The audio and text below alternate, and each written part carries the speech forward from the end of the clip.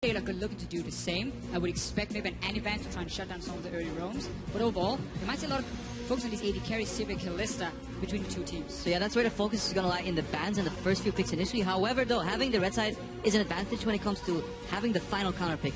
Likely Unicorns of Love will use this for the mid lane, and that's where they need to really break open this match. Because stylistically, we've went over these different roles and tried to pinpoint where the difference could be. We couldn't find an advantage in the top lane. We could have potentially found an advantage for the Unicorns in the mid lane. Power Evil could shine and potentially beat Featherman. And these AD carries, they're so good at going neutral against each other in whatever matchup they end up picking, that having the counter pick there isn't really valuable. So TLDR, counter pick mid, is the way to go for Unicorns unless there's a Victor in play. And what Fnatic is doing then is saying, we're going to remove your safe picks, at least from the mid lane. Victor, Orianna, even the Varus has been a safe laner for Power Evil, so that's full focus on him. Technically a flex because Varus did show the Varus pick as well. Interesting that they take that approach where they ban out 3 mid laners while Unicorns still have the counter pick for it.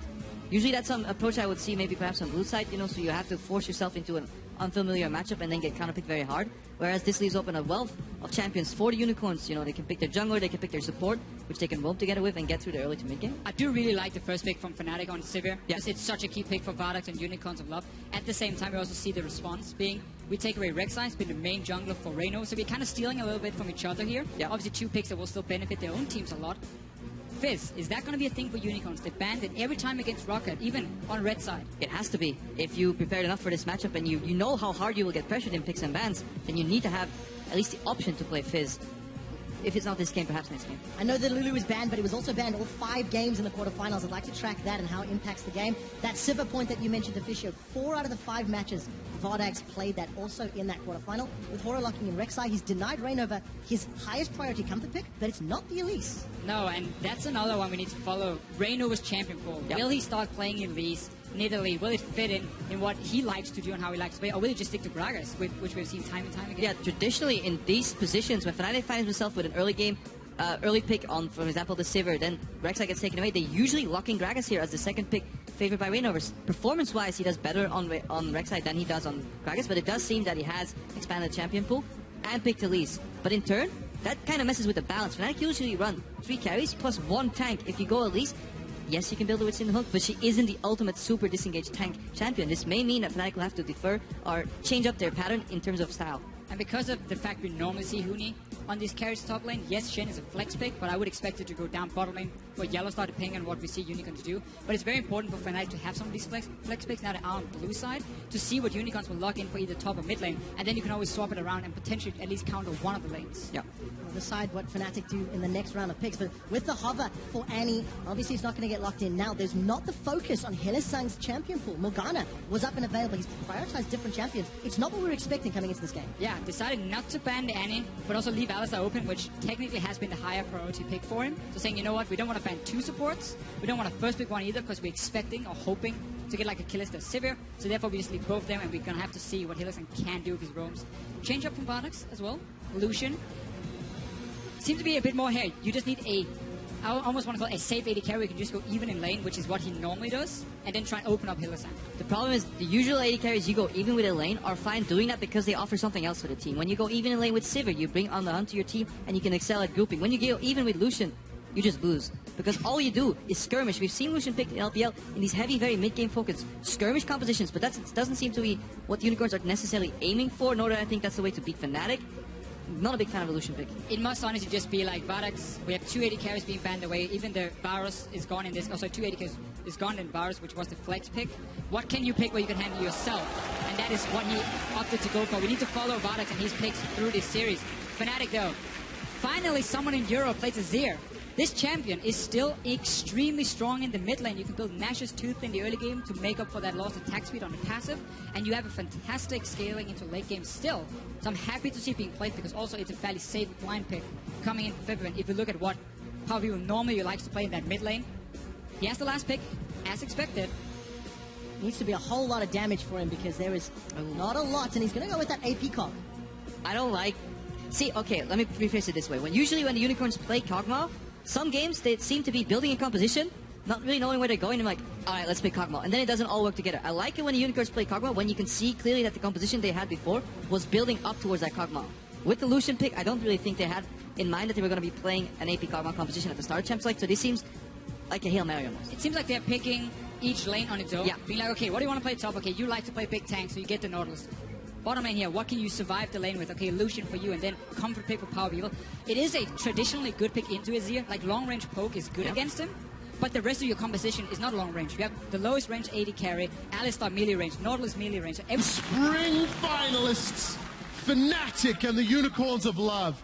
Game 1, and Fnatic are bringing all of the damages. Riven once again for Huni, and we're going to see Yellowstar for the first time on that support shed. Yeah, we saw the flex pick for Fnatic, so at least they could try and counter pick one of the lanes, either mid or top. In this situation, they saw a tank top on the Nautilus. Huni is more than fine playing Riven into this, and then Riven and Elise together. That 2v2 skirmish is so scary for Fnatic. Yeah, let's run over these compositions as we see the support duel for Ward Wars Part 1. I really like what Fnatic can do around objectives with their 4-man lineup while Riven is split pushing. I really like the control and zone that Azir brings to the table. You have a couple of catch potential with Taunt and Cocoon, and you can always engage super quick and disengage with On a Hunt, so that's fine. That leaves over Huni on his side lane, split pushing with Riven. Fantastic combination, especially if he can find TP on deep wards. And also when you have Shen as backup in case something goes wrong over that top end. Fnatic really running a composition that can have extremely fast rotations. With that we mean basically your wave clear is so good in terms of how Civic can walk down to a lane. A few seconds the wave is gone. Then she can move back to mid lane or to the dragon or whatever objective she wants to contest. Azir with Nashus, if he's building that, can do the same. So they can very quickly clear waves and then group together and let Huni of course split push on his own.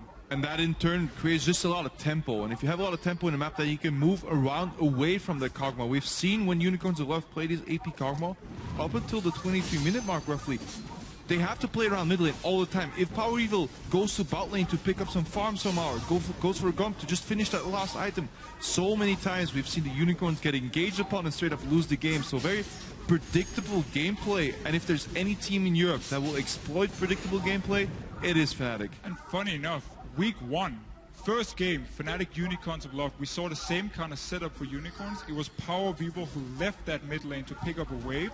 Baron was taken from Fnatic as we normally see it, and instantly they just snowball the game out of control. They're looking to do the same. Elise is a fantastic jungler at early Barons as well, so look for that once we start hitting these 20-minute mark. And for Reyno, but he does have competitive experience on Elise in the LCK. However, that is a very long time ago, and it's the first time he's running it in the summer split. We will have standard lanes, Crepo, and the 2v2, Reckless and Yellowstar getting a trade into Helisan. Fardax goes forward aggressively on the champion that's had no success in summer with only one single victory by Forgiven. Yeah, the fact that Reckless managed to get that push going for him means that he can neutralize a lot of the aggression that Varus can offer on the Lucian. If Lucian is pushing, then he can dash in aggressively, contest here, so yes, obviously they can comfortably farm. These top laners, they were late to lane, because nowadays over in Europe and many different regions, what we see is junglers and top laners pairing up for the first 2 camps. Top laners tank it, leave the potions alive on the jungler, then base and teleport to lane. So overall, incredibly standard stuff. And that means if you look at the 2 junglers now, almost full HP in both of them because they didn't have to worry about these first few camps. We're going to see this very often from Reyno when he's playing this Elise, invading into the jungle of Unicorns of Love, because right now his mid lane is going to shove the wave over and over and over in the early game on the Azir. Huni on the Riven is going to do the same, so you have 2 lanes pushing in. That is very safe then for Reyno to invade, and therefore he can apply even more pressure on these 2 side lanes. Yeah, and if he manages to do that all the time, getting not spotted by the enemy, that means Hora will have an incredibly hard time ganking, because he's always afraid of the counter gank. At least counter ganks are incredibly lethal. If you walk into a bush and she's sitting there with Cocoon ready, just turns the gank around right away, especially when your lanes are getting pressured and pokes. If Vardex has to commit to any play, he's already on half HP. Taunt Flash alone should be enough to kill him. Half HP used the potion. Illusion was looking for a play, but didn't manage to connect the head buff at first. Look here again, Rainover. He's in the jungle of Unicorns, so they basically eliminate where can Horo be in the map, because we have a ward placed at the Raptor. We're going to spot the Crooks as well, so there's basically only one place he can be. That's he's playing reverse bingo jungle. That's what he's doing. Every time he's crossing something off, and then once he's got at least 4 camps, then he can yell bingo. He has to be at the 5th or he has to be in my jungle, but Rek'Sai traditionally isn't a jungler that goes into the enemy jungle unless you've been spotted. Kevin will have to be careful though. Let's find out. Very early flash. Horror does not follow. Summoner spell blown for Febiven in the mid lane. You just see the position for Febiven very far towards the top side. Now, this is one of the dives we also mentioned with Raven and Elise together. Stun into Cocoon. Venomous Fang. Huni's going to tank 1, 2 more turret shots before flashing away. Chachi's looking to get one back. Will not find it. First blood Fnatic. And traditionally, Elise will go in, tank the tower, repel up, and switch the aggro over. And that's the way you die. Fnatic say, okay, we don't even have time to do that. Horo comes in to try and catch Huni, but that's not going to happen. Huni flashes out. If Chachi had a little more mana, could have had the first blood, but good dive. And that's what you have to avoid. That's why Elise was such a good pick when she was medic. She could always push and dive. Elise Renekton were the king of diving people, you know. Double CC lockup. There's almost no way to get out of that, barring a major screw up. And one of the things we looked at in this matchup here again, how can Unicorns beat Fnatic? That's the question a lot of people are asking. One of the things we looked at was Horo maybe out-jumping Reignover, try and shut him down in the early game and use that to then camp Huni. Because Huni traditionally is the only aggressive lane for Fnatic. We often see mid and bot lane play very risk-free. And then you would try and shut down Huni because he would play aggressive, you would win the 2v2. With Elise being a thing for Reignover, the fact he even got it in the second rotation, that eliminates that option now. Because you know Fnatic is going to be stronger in that top side. They can go for these dives. And suddenly Huni now is going to have a fantastic game. And with the first blood gold, Reignover's grabbed himself a Sheen. So we'll see if he's going to go all in for the damage. For Huni, double Dorns, double Longsword, going to look to bully out Vizichachi. And the last time Huni played Riven was actually against Rockhead a couple of weeks back. And just the threat of Riven, it was comboed with some globals. They pushed side lane so effectively. Huni basically just held a stick saying, I dare you to fight me, and it didn't reach the flash combo here coming in from Hillsang, but he knocks a green. That's not going to be good enough. We do see a taunt coming in from Yellowstar. They've turned their attention to Hillsang. Huni is going to look for more. That's a kill there for Yellowstar. They're going to continue to chase. Wind Slash into Cocoon. The volatile spiraling. Reignover's got his second of the game. The third of the game. A double kill. Fnatic 4-0. You have such a long cooldown on that flash. If you're the Alistar, that's the way you can make that play and set up the gang. And he headbutts a minion, but you also see the reaction from Fnatic. Instant teleport from Huni, and Reignover was already on the bottom side of the map. So he was ready to counter gang, he was ready to dive. 4-0. 2k goal lead already. We're 7 minutes into the game. Fnatic needed 21 minutes to beat Unicorns of Love in week 9, and they're off to a great start to try and match that record. So Horror's lurking. Hillsang doesn't want to telegraph the gank. He wants to get the headbutt off before the spell shield, but he misses the W. The biggest thing is, look at the teleport. That's his Huni teleporting. Where is Vizichachi? If you're setting up this play, this is something I've criticized the Unicorns for before. You have to be first one teleporting, but it's another fight. Trouble. There's 3 people jumping onto him. Stand United's being channeled and Yellowstar's going to arrive. Wow, actually, this is the dash. And we did have to jump out of that replay early. This is the same thing again. Fnatic's always ready to help the other lanes. There's almost no delay when it comes, okay, I need help. Somebody come here. Is it teleport? Is it Stand United from Yellowstar? They're always ready to help each other.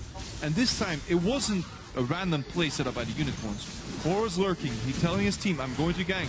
Hillsang knows he's going to Q flash. Vizichachi should always be there before Huni. And if he somehow didn't have teleport, we obviously don't know, maybe perhaps it was on a few seconds cooldown still, then don't go for the play at all. Now you have 4 assists on this Riven here. Trevor, you mentioned how it was played against Rockhead. It's a game I think Steve want to forget. He was shut down by his own team in Flamesword, but then he just got absolutely destroyed. A bit of a trade. Hillsang again is dropping low. He's going to get away with 200 hit points. Reckless forced low, but nobody goes down in that exchange. But that engage from Unicorns, you're 100% correct, Fred, on how they should be the one to telegraph that teleport before Fnatic. But it's really the style of Unicorns. Like, it's on-the-fly reaction, being like, okay, what's going to happen here? We're setting up, okay, there's an opening, I'm going to flash, and of course, flash Q him and try and set up the gang. it never really seems too coordinated, and that's really what can bite them in the butt. Yeah, if we surprise ourselves, the enemy can't read us. That's kind of the mantra from the Unicorns. However, Fnatic reads the game. Even if you don't know what you're doing, they know what you're doing. Somehow, every time. That's why they went 18-0. That's the sequel to Tower Dive #1. Yeah, part 2. Hopefully this time Reignover will start tanking. It is so beautiful to see in the least dive. You know, Cocoon, tank the tower. Cocoon doesn't draw aggro, so you can even do it first. Let's see how easily Chachi goes down. Huni tanks up, secures with a wood slash.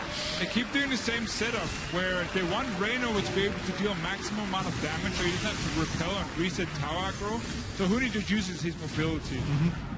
Stuns him, one hit, and then he just dashes out and sits just at the range of where the tower is about to stop hitting him. He's just sitting right there waiting until he cannot take any more hits, and then he steps out. So what can you do as a Nautilus in this situation? So little. If you don't have flash and you have a model that's that big, that's that easy to hit with skill shots, there's almost nothing you can do, because you can see Fnatic as well. They drive you in the corner. They don't try to aim until you're next to a wall, and they eliminate one dodge path. And it's got to be easy for them to land these skill shots. Obviously, Cocoon doesn't even draw tower angle, because you can even see if your stun connects first and then go in. So it deals 0 damage. Yeah, just clean ganks right now. Fnatic 3,000 gold in the lead, and it's only going to get worse because the utility from the Sivir will soon get carried on to the team, and the utility from Lucian, oh, it's non-existent. And just going back to the play we saw in the bottom lane where Chachi didn't teleport, if you are in a losing lane, especially as one of these tanks with a lot of CC, it is very important you can utilize that global to try and help the rest of your team then get a lead. If you cannot win your own lane, TP it down bottom lane, set up 2 kills for Vardex maybe, and then suddenly he can become a bit of a carry. If you fail to do that as well then just give Fnatic all the options to play out the early game. And I just heard that this is the largest gold lead at 10 minutes for the entire split long. Fnatic looking to extend their winning streak, and we're seeing Horo on screen. All 3 of his lanes are being pushed at least somewhat. We've not talked about Feathervin or Power of Evil a lot, but he needs to defend against Reckless and Yellow Star down bottom. He needs to save Vizichachi from Mooney up top. Oro is being pulled in so many angles because Fnatic is dictating the tempo and forcing UOL to respond. And add in the fact there's now a global as well. We saw the first gank in mid lane, Yellow Star joined and stopped the whole thing. Bot lane is winning, so it's easy for Shin to transition that pressure to the other lanes. And really the thing for Fnatic is, the dives we've seen top lane, they've been risk-free. They've had vision in the jungle, they knew where Horo was, and it's just a free 2v1 dive. But to Fisher, that's Fnatic's style. Low risk, high reward versus the Unicorns of Love style, which, you know, we talked about a few minutes ago. If Unicorns are surprising themselves, then there's always going to be an inherent level of problems involved. Also, in the semifinals, you can't afford to headbutt a minion. The cost of that mistake could be felt. Uni threatening. Oh, he's going to go for the solo. Here comes the Void Rush. Uni's locked in trouble. He's going to tank up a few more tower hits. Yellowstar was able to channel the Stand United. Now Yellowstar wants to try get away. Flash and Ignite available. Just going to be the Stand United. In the mid lane, we see Reignover paired up with Feathervin as well, because he was shadowing that mid lane, allowing Feathervin to comfortably push in. No risk of getting counter ganked. This frees up Reignover then to just join his team members in the top lane. Meanwhile, in the bot lane, comfortably on his own. Reckless, because he's so good at playing safe regardless of what champion he's playing, and Sivers is probably one of the best champions to leave alone in the lane. Corki perhaps a close second with that range farm potential, so Fnatic is really good at redistributing their resources around the map. And just a really good setup as well. If you notice, Vardex was back in base when this dive starts happening, so they're communicating from the bottom side. There's nobody here. Reckless can push it in. Yellowstar is free to roam, and then Huni goes for the dive. And again, he saves his mobility to say, can I get the kill? No. Then I just start dashing out of the tower range, and I have backup already for my support, so I don't die. And because of all of that reading, 2 more towers, or rather 2 towers picked up for Fnatic. Vardex trying to use the culling to put Reckless under pressure. Reckless will be able to clean out this entire wave. Has a CSE, has a tower to fall back to, and Fnatic are just extending their gold lead. The problem right now is Vardex needs the help of Hylissang, or he's at the risk of almost getting 1v1, it seems, in this lane. So Hylissang traditionally would base, ask Horo, where are you going? What lane are you ganking? Then he would follow Horo with those mobility boots. He hasn't even finished Sightson yet. And they would somehow surprise the opponents. That's what they did previously in their games against Rocket, that's not happening because Hora is the weaker jungler. He's afraid to gank. He doesn't find an opening. Hillsong can't really roam because there's no dueling going on in the mid lane. So the only lane that is kind of gankable from a roam perspective is Nautilus, and that's incredibly hard to do against mobility from Riven. And on top of that, incredibly telegraphed against a team like Fnatic. Yeah, and I hate to keep mentioning it, but that Shen is just gonna ruin everything for Hillsong, because even if he's setting up that roam, Yellowstar can join in every time he wants. That begs the question, would it have been wiser for Unicorns to pick up an early Elise, give away the Rek'Sai anyways, to at least have a stronger jungler, to set these plays in motion, get the momentum, and perhaps try and get a lead, because otherwise, if you counter it in your early to mid, it's going to be hard to beat Fnatic. I definitely think Unicorn said, okay, for game one, we're going to test if Fnatic plays Elise. Yeah. We need to see if they're going to pick it. So that's why they took the Rek'Sai to take away normally the #1 pick for Reynova and Fnatic and say, okay, what are you going to pick? If he went Gragas, they're going to say, okay, we don't have to worry about Elise in this series. Because it was locked in, so effective with the whole setup, Unicorns will have to adapt for next game in the pick and ban phase. We're 15 minutes into this game, and the general feeling is, how do Unicorns plan for game 2? Fnatic have picked up a dragon. They're invading Unicorns' jungle, and they are saying, this belongs to us. A repel away. Reynov is going to jump onto Horo. He's found an escape pod, and he's found support. A taunt onto Chachi, and the Emperor's Divide will split Unicorns of Love up. 5 members of Fnatic are in the middle lane. They've got their 3rd tower. They've got their 6th kill. Yes, they've lost a member, but it may not matter. That's a double kill for Reckless as they continue to chase. The boomerang strikes for another. And Fnatic set themselves up for another tower, this time in the inner lane. And even a fight between 2 towers 15 minutes into the game, Fnatic managed to win it. 2 kills for Unicorns, they can be important. But really all they're waiting for is Power Weevil to hit level 11, get a loot in Zeko, and then try and group on him and see if he can poke up Fnatic. But there are going to be so many ways to do it. But I mean, compared to what Power Weevil was running in that fight, now he finished his loons, but previously he was sitting on that Adawisp and the Tier and the Dorans. He had 40 ability power from his items. That's all he had in that fight. Compared to what Febiven was bringing to the table with that Nash's 2's finished already. Just Unicorns are not using power spikes, they're not playing around the right people, they're not playing safe enough in the early game. The composition as a whole doesn't really make much sense around this Kog'Maw. You want to stall the mid game until you reach a comfortable position later in the game where Kog'Maw can poke.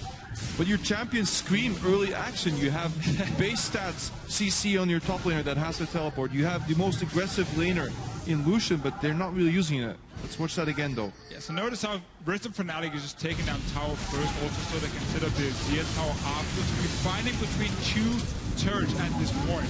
And Unicorns are trying to get a collapse in. They have some good damage in the start, but now we get tied back. You set up the turret from February, and this is where it stops for Unicorns, and they end up giving 1 more kill. But yeah, they have these champions who want to fight in the early game, but they don't have any winning lanes. Top lane, you're losing to the River.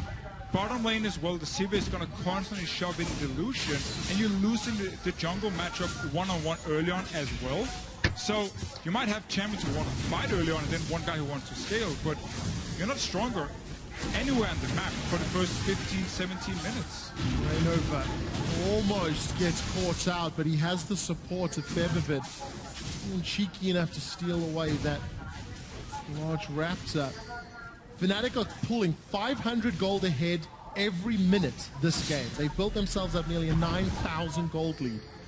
They've already got a dragon, so that tick is going. And look at how aggressively Fnatic's playing in the enemy jungle. Their deep vision is fantastic. UOL need another 25 minutes before they can get themselves back into this game, and they're not going to get it. Coming into the series, a lot of people were questioning Reynova's champion pool. Was it good enough? Can he play Elise? Is that where Horo is going to outclass him, outshine him? But so far, he has proven that he can play that champion. Open up the early game, couple nice ganks, couple nice dives. He's been dodging CC as well. Remember, he dodged that Nautilus ulti, then landed with the repel. Fantastic execution. This will put Unicorns of Love back to the drawing board. And the fact we also see Febiven play Zeus, the only mid laner in Europe right now, it seems, it means that suddenly blind picking a Victor is still a strong pick, but Azir is good matchup into him. And if people wonder why Nash's Tooth as the first item, if you haven't seen it in some of the other regions, obviously with the fact that Azir lost his passive, his attack speed on his passive. You can move to his W, so you gotta rank it up, but you want to max Q first, so you need that attack speed somewhere else. At the same time, with the fact his E no longer knocks you up, his all-in potential has been limited, and therefore it's better to sit back and have that consistent DPS coming from Put up those soldiers, couple around an objective, then start hitting away. Every time somebody enters your zone, you give him a whack, a couple of whacks in the face, they back off again. That's the way you play Azir. Eventually, you can go in for the Shurima Shuffle Light, this time without the knockup, but it's not the playstyle anymore. It's a lot more controlled, a lot more predictable in a sense, but it still does a lot of damage. A 0-on-6 items is one of the biggest damaging mid-game carries right now, and he does it safely as well, because he can do it at a tremendous rate. Vodax, you just got soloed. It was a taunt at the end, so that's not entirely fair. Minion wave is now being focused down. Fnatic have got Huni up in that top lane. Teleport is available. They shove the minion wave into the inner turret, and their gold lead is approaching 10k before 20 minutes. With Stand United up, with Teleport almost up, Fnatic are now playing the map. And should this game have been even, Fnatic would have had an incredibly quick Baron nonetheless, though. At least Riven and Azir can easily take that Baron down while Sivir is distracting them if they find an opening, and that's the way Fnatic usually likes to play. If the games go hard or just don't really get a lead, they manage to find this ideal opportunity. They see it like 40 seconds ahead. If you play with any of the Fnatic members in solo queue as well, when you're basing, they will just say, okay, we can do Baron right now. And they'll always be right. So they have a really good feel of sneaking this Baron objective. And I reflected in the stats, 27 Barons in the split. I think one at least every game. So that is one of the win conditions you simply can't deny Fnatic.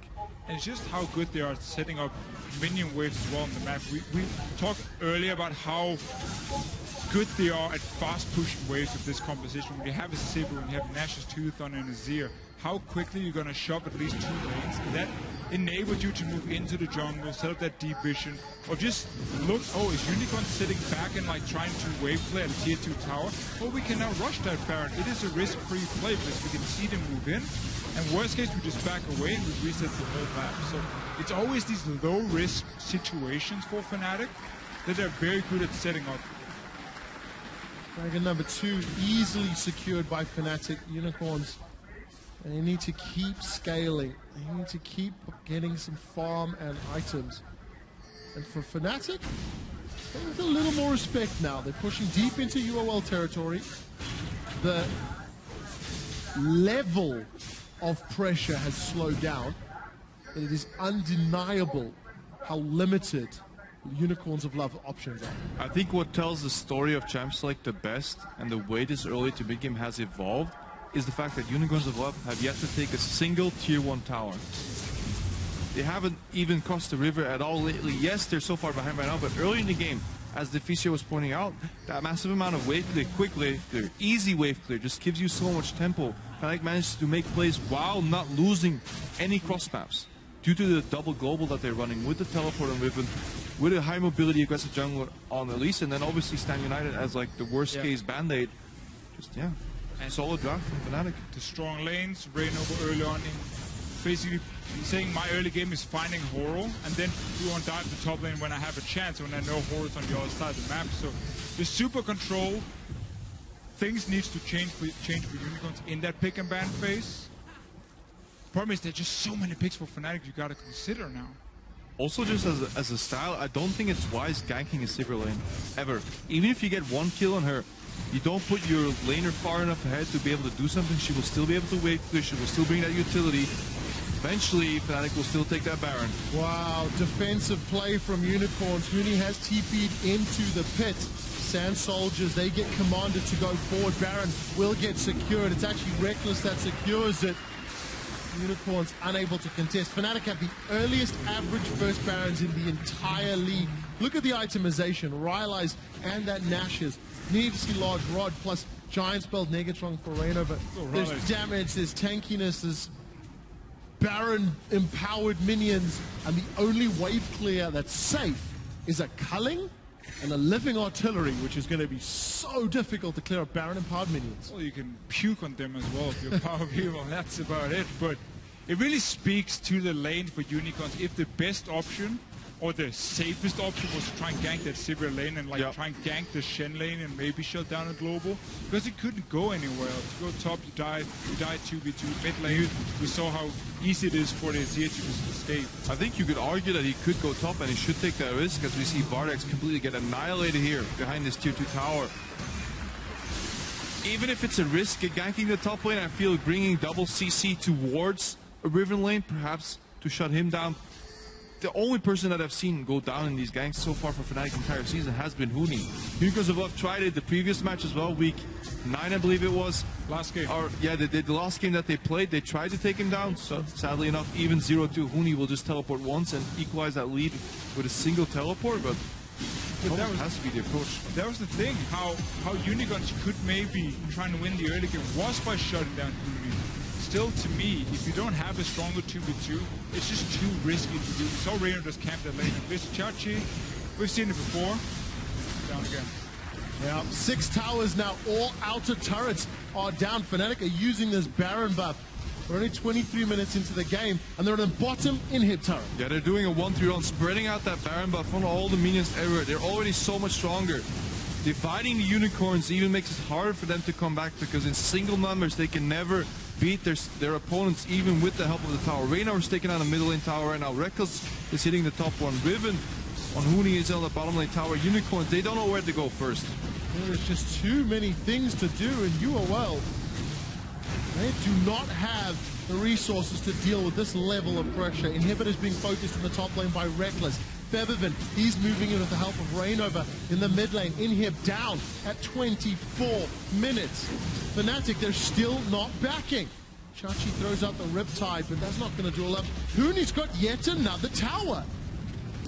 I do not think there is a better Baron efficiency team in the league than Fnatic. Yeah, we tracked how much gold teams get after a Baron in the next 3 to 4 minutes, and out of those statistics also came that Fnatic is just incredibly good at getting more gold once they get that Baron, indicating that they do it at the right time in the game. But also, if you manage somehow to get a Baron against Fnatic, they pretty much won't even give you a gold lead. They'll even it out somehow by getting really smart cross-map objectives. So, all in all, Fnatic just the better macro team.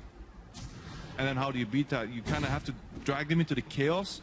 That's what the plan was for Unicorns in the spring split, but their lineup doesn't scream chaos to me at all. And it's not even been the style we've seen from Unicorns this split. No. It's not the cheesy picks still. We haven't seen like a Shaco jungle where we saw Poppy, yes, in the last game that didn't mean anything. They were already locked in 4th place. They have been more standard. Visit Chachi in the feature coming into this game was talking about how Horo helped the team be more methodical, more strategic-minded maybe, not as cheesy crazy as we have seen before. So if we just look at the pick and ban phase, we're going to have to talk over it after this game and see what they could change. Huni now is being chased by 5 people. 5 versus 1. Flash over the wall. Huni even gets out. Yellowstar decides to re-engage, but the taunt Vardex is just destroyed by Featherfin. Yellowstar's looking for more. That's a double kill. It will be 1 more for Huni as he decides to rejoin the rest of his team members. Exposed inhibitors. Horo, you're on the wrong side of the fountain.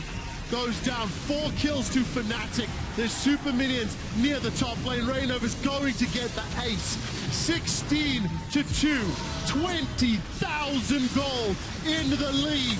And for the 19th consecutive time, Fnatic are the victors. And I think we have said enough about this game already. Fnatic